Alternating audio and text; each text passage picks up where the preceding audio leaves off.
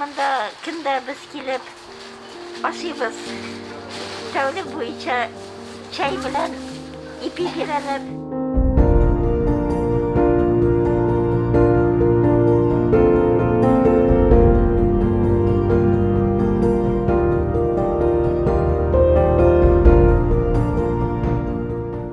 Көнгә иртән карамыйча һәр сәгатьтә монда бар үзенең кешеләре.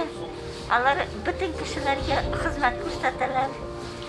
Бөтен әйберләр чиста, пөхтә, исез булсалар, монда төнгә дә калырга мөмкин. Үзәк кешеләргә бик тә кирәк. Хәзер менә салкынга карамый, монда еш кына кеше җыела. И кешеләр һәр вакыт монда ашап китәләр.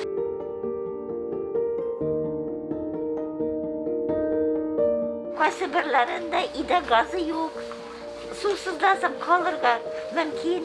Чөнки хәзерге көндә әгәр дә газга, суга түләмәсәң, аларны кисеп ташлыйлар.